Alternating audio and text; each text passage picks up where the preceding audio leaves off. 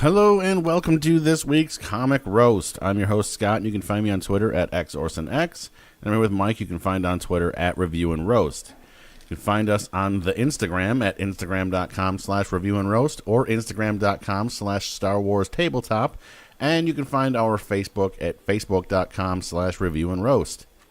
All of our written reviews you can find at reviewandroast.com, and all of our podcasts you can find at comicroast.com. That should be about it for all the websites. And now that we've taken up 30 minutes of your day, let's jump into the stuff and the things. So we figured since just last week the Last Jedi was released on Blu-ray, we figured we would do go back a few months and do Star Wars: The Storms of Crait. Now, this was a one-shot, or is this an actual one-shot? Just a one-shot? So what they're doing is Star Wars is currently releasing, Star Wars comics are currently releasing, they're basically the Last Jedi one-shots. So we just did a podcast recently on DJ Most Wanted. That was directly related to the Last Jedi movie.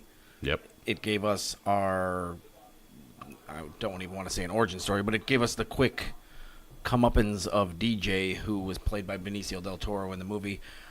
This book that we're talking about right now is The Storms of Crait, and if you recall, in the movie, the big epic ground battle takes place on the salt planet of Crait, with the red salt and all the stuff and the speeders. And this book describes Crait, or is an event that happened long ago on Crait, just giving you kind of a, this is how the people know about transmitter circles the globe in search of a listener. Can you hear me now? Can you hear me now? Well, let me give you the better backstory. Yeah. Hit me with the scroll.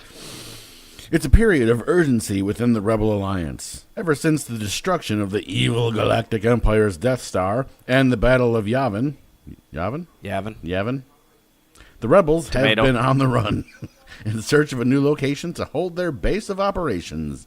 Rebellion hero Princess Leia of Alderaan has made the search for her personal mission with the help of her friends Luke Skywalker and smuggler Han Solo. However, finding a new secret location to hide from the Imperial Army is much harder when they're hot on the tail of the Millennium Falcon. What the hell's the Aluminum Falcon? They really hate that ship. So, yeah, that's the basis of this book. So, I mean, yes, it leads into why there was a Rebel base on Crait, but it also was 30 fucking years ago. Right. So, and basically, this is just a short mission, a one-shot book that's not even very deep. It's like any other Star Wars comic in size, with an independent little story. And literally, it's just kind of a Last Jedi tie-in, which is actually kind of cool. The DJ one we liked, well enough. DJ one was more current. This one is just, sure. It's setting up the base. Yeah, this is set up way long ago. The DJ comic happened a mere 2 days before The Last Jedi. This one is in the time of Han, Luke, and Leia. Tomato. Yeah, right. Han, Luke, and Leia, and Chewie back in the day. With Mon Mothma makes a nice appearance in this book. Because she's still leading the rebellion back then, obviously. This probably takes place sometime between A New Hope and Empire. If I had to take a stab at it, I don't know that they exactly set it up in that scroll, but not really, but they, in my limited experience in Star Wars, I would say it's somewhere between A New Hope and The Empire Strikes Back. Right. My opinion. So, that's it. This also comic. It was in the comic, I should say, it was Leia's idea to go to Crait, and people are like, oh my god, that's like a dead planet. Like, what are we gonna do for nightlife? And she's like, dead planets tell no secrets, or something like that, more or less. Yeah, like dead is good because no one would think that there'd be any reason for anyone to be there. Right, and a friend of her father's by the name of Trusk Bernardo she's been in contact with him to kind of say, hey, like he's the real estate agent, and he's showing her the base. Yeah, basically. he seems to be like the Cloud City Lando, except for Crait. Right. Like he's just the local main dude running the mining facility or whatever. Basically. Yeah. Now, mind you, And very much, this turns out to be very much like the Cloud City Lando encounter. it does. Well, there's a reason because I mean, nobody trusts him. Well, except for Leia, sort of. Well, allegedly, Leia gives off the impression that she trusts him. Right. Mothma absolutely doesn't, but she allows the mission to happen. When they get there, Han and she and Han have a pretty good discussion about it, and him being very adamant about the fact that he does not trust anything about anything that's happening right now. Right. And she's like, yeah, whatever. Like, I need to talk. Yeah, well, it's a good thing I'm in charge then. Right, pretty much. And in true Star Wars fashion, Luke Skywalker is still a crybaby. He does some whining. He does a little bit of whining. He's that's again why his skills are still incomplete, and he is. Well, it's still very new to him. And he's also still very eager to get into the shit. So this whole mission, in his opinion, is almost like beneath him. He's like, we're just driving around cargo and looking for, a new apartment. Like, this ain't, like, I need to be I was a doing farm stuff. boy on Tatooine, and now I'm just on a different type of farm. Yeah, right. Yeah. But he is the one that kind of, I don't want to say saved the day, but it was more of a, like, he recognized certain things Right. in the area. Not that salt and sand are the same thing, but, similar reactions and similar, Right. Hey, man, when this shit happened back home, it was no good, so, Yeah. oh, geez, we need to run. I think there's a storm at Brewwood. So basically the whole thing circles around that this planet is dead. There's a big storm coming. Who knows how long it could be? This storm could go for days or years. Right. But they definitely know that it is deadly and has killed before, could happen again. While all this is going on, we now have the presence or the illusion of the presence of Imperials, stormtroopers, specifically Scar Squadron, which seem to be pertinent for some reason. I haven't seen them in a lot of comics. I don't read the Star Wars one religiously, which I'm probably going to start now that we're stay tuned. We're going to be doing more and more Star Wars comics. This is going to be a thing. Full Star Wars podcast in general. At some point in time is the new theme. But there's a high probability we might have to do Star Wars, the main comic that's currently running in like its 40-something issue right now. But we're not going to start over from the beginning, but there's so much crossover event. Like, we're reading Dr. Aphra, we're reading the new Vader. We're going to be podcasting the old Vader soon. This just turned into a comic roast, review and roast a commercial break. Yeah, right. But this issue brought to you by our only sponsor, Review and Roast. Us. Yeah. Brought to you by Mike and Scott. Kind of sad. Yeah, I was just going to...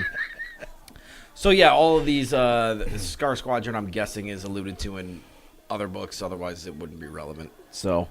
but one of the stormtroopers was flinging around a lightsaber, which was interesting and news to me. So now I need to research that. It's gonna. Yeah, it didn't even dawn on me till you said that would be a weird thing. What do you mean? You just thought it was normal? That I just didn't even pay that close attention.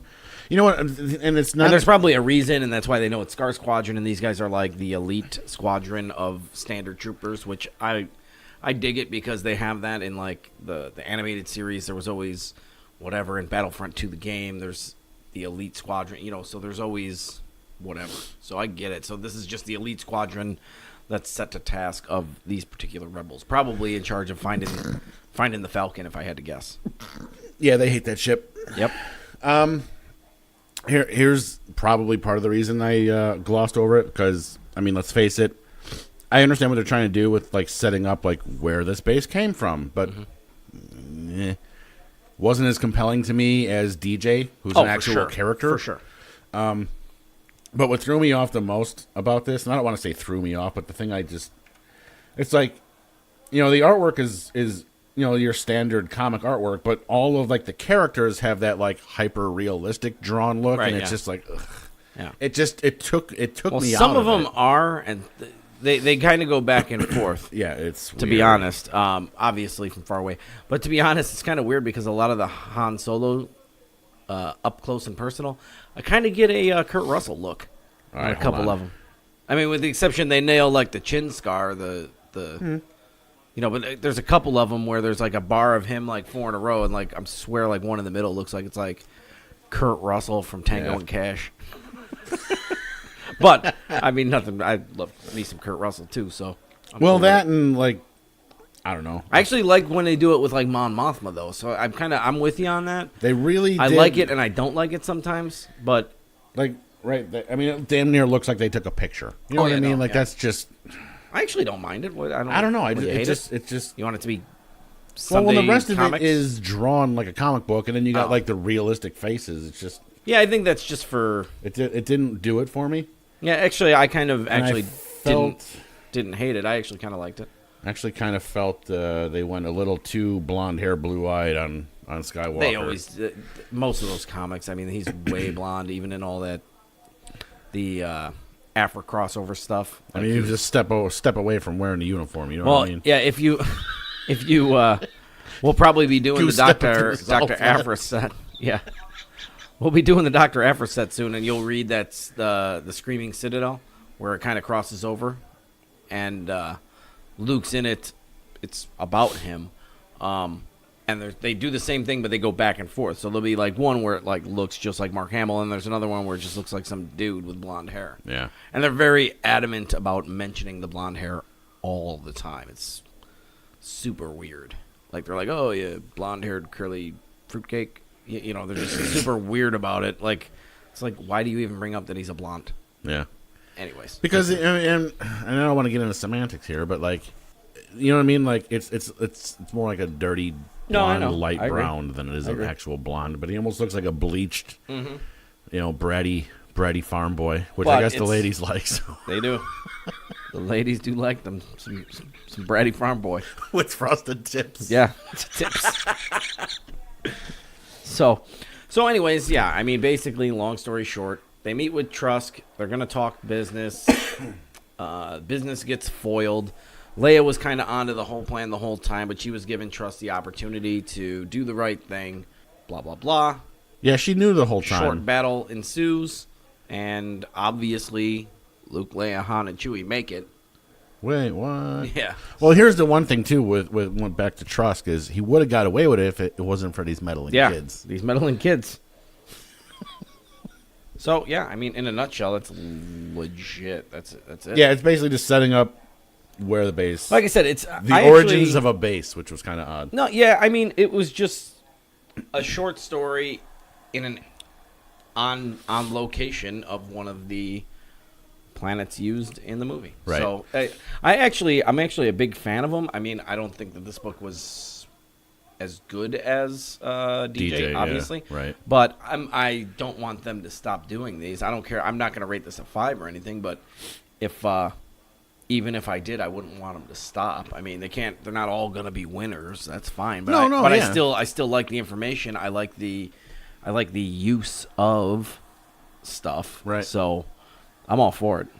Yeah, I mean, yeah. Do you have do you have the drive open? The Google Drive Yeah. What did we do for what's it called? for what? The hang on, I got it too. I actually finally hooked I don't know myself what up. you mean. For DJ, I didn't keep track. Oh yeah, you didn't. Whap, whap. Right. I think I was. I don't even remember where I was. I was probably in this. Yeah, I gotta redo this sheet. 7.75 range. But this book, I'm gonna go ahead and rate it. I'm gonna give it a.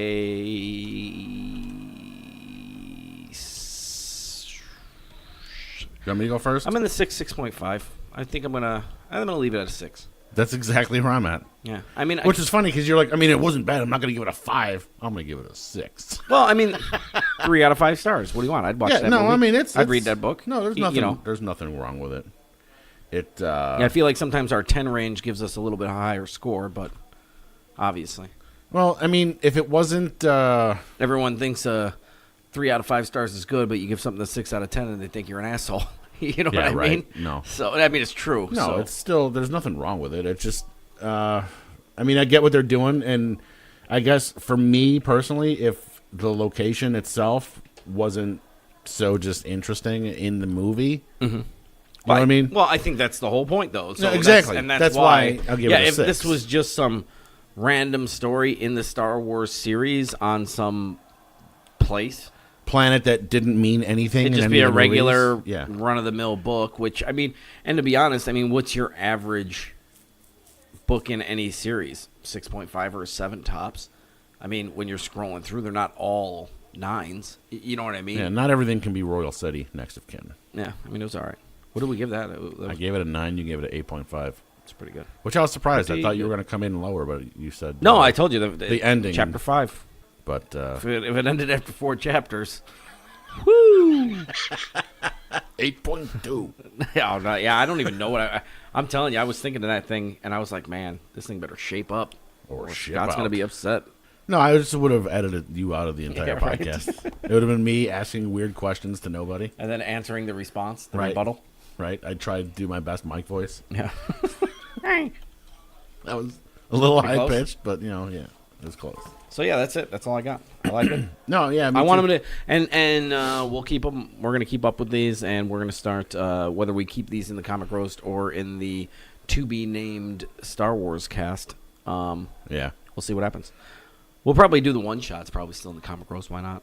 Yeah, who knows? We'll Yeah. figure it out when we... There's a lot of comics and a lot of content and a lot of Star Wars stuff, so it only makes sense to sort of separate the stuffage. Yeah, a lot of our meetings start with the plan of, all right, I'll be over at 8 o'clock, and then he gets here at 8 o'clock, and then we end up playing board games for 6 hours. Yep. Oh, shit. Oh, I guess we'll just talk about this on Monday. Oh, we got to play Yep. Overwatch, because now that we got, like, a team, Yeah. we actually Teams are kind of fun. been doing crushing, so... And we just played Star Wars Rebellion again, so that'll be coming out pretty soon. I know the game is old, but still fun. And We've only people- played it 3 times. And to be honest, on Instagram, one of the guys, somebody replied that they just picked up the game. So, Yeah. I mean, it's still out there. It's still, people are still picking it up. It's a fun 2-player game. So we'll see what happens. Yeah, it can be more. It's Star not Wars, recommended. Star Wars Legion will be coming out. Hopefully, we'll get to play that sometime soon. Destiny, more Mechs X-Wing. and Minions. Even though that's not Star Wars. We got still. so much shit Yeah, to do. it's too much to do. Too much to do and too little time. So if looking out. anyone wants to pay us to do this, we'd appreciate it. And What? stop by Patreon and leave us $1. That's all we need. $1. Yeah, just to know that somebody's actually there besides me. Yeah. And then we'll start filling that back up. Have you heard this? Yeah, we're gonna start putting this podcast will be on Patreon, some other ones, stuff and things. Yeah, you'll do it. It's making more work for me. Awesome. Oh yeah. Copy and paste. Yeah. Well, all right. That's wrap it. that is that. You can find me on the Twittens at XORSNX. Pair of 6s? I think you were 6.5. No, it was a pair of 6s. For sure. Well, now I gotta look. Yep, pair of 6s. All right. 12 out of 20. Yep. Hard 12. The only 12. 12 the hard way. What? Also 12 the easy way. 12 the only way. So, XORSNX at Review and Roast for him. Facebook.com/Review and Roast. ReviewandRoast.com. ComicRoast.com. Instagram.com/Review and Roast. XORSNX is you. Instagram.com. I know. That's what. Yeah, you said X or an X for him. It doesn't matter. None of this matters. They know at this point because most of our podcasts are me rambling off all of our yeah, websites. just go to the Twittens and then 2 minutes of content. or hashtag Review and Roast. Yeah, That too. do it. All right. Have the Force will be there for you.